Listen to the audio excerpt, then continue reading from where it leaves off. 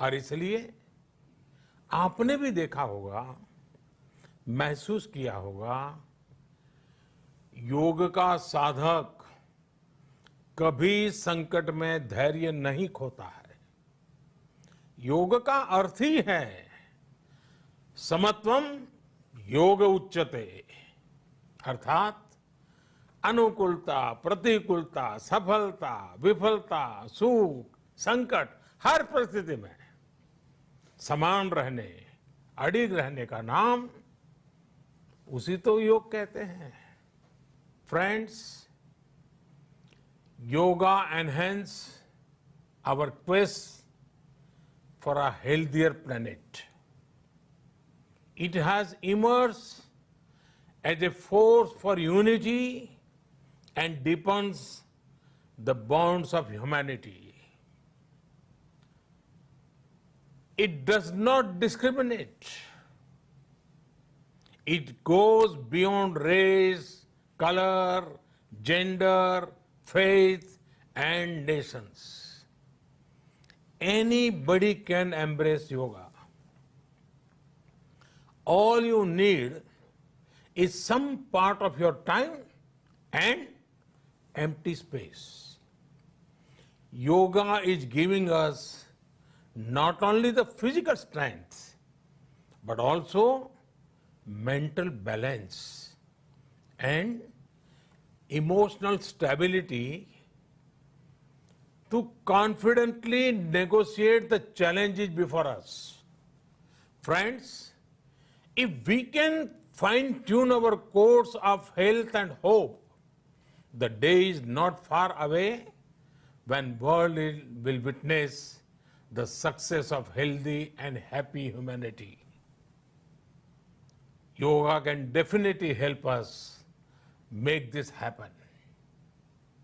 साथियों, जब हम योग के माध्यम से समस्याओं के समाधान की बात कर रहे हैं, दुनिया के कल्याण की बात कर रहे हैं, तो मैं योगेश्वर कृष्ण के कर्मयोग का भी आपको पुनः स्मरण करना चाहता हूं। गीता में भगवान कृष्ण ने योग की व्याख्या करते हुए कहा है, योगः कर्मसु कौशलम, अर्थात कर्म की कुशलता ही योग है।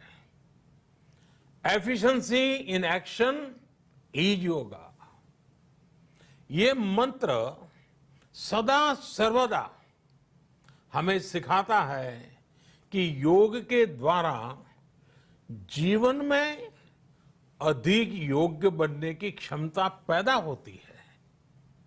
अगर हम अपना काम अनुशासन से करते हैं, अपना दायित्व निभाते हैं, तो भी एक तरह का योग ही है।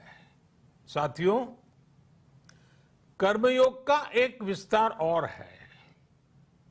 हमारे यहां कहा गया है, युक्त आहार विहारस्य युक्त चेष्टस्य कर्मसु युक्त स्वप्नावबोधस्य योगो भवति दुखा, अर्थात सही खान पान, सही ढंग से खेलकूद, सोने जागने की सही आदतें और अपने काम, अपनी ड्यूटीज को सही ढंग से करना ही योग है। इसी कर्मयोग से हमें सभी तकलीफों और समस्याओं का समाधान मिलता है। इतना ही नहीं, हमारे यहां निष्काम कर्म को बिना किसी स्वार्थ के सभी का उपकार करने की भावना को भी कर्मयोग कहा गया है। कर्मयोग की ये भावना भारत के रग रग में रची बसी है। जब भी जरूरत पड़ी, भारत के इस निस्वार्थ भाव को पूरी दुनिया ने अनुभव किया है। साथियों, जब हम योग से चलते हैं, कर्मयोग की भावना से चलते हैं तो व्यक्ति के तौर पर, समाज के तौर पर, देश के तौर पर हमारी शक्ति भी कई गुना बढ़ जाती है। आज हमें इसी भावना से संकल्प लेना है। हम अपने स्वास्थ्य के लिए, अपनों के स्वास्थ्य के लिए हर संभव प्रयास करेंगे। एक सजग नागरिक के रूप में हम परिवार और समाज के रूप में एकजुट होकर आगे बढ़ेंगे।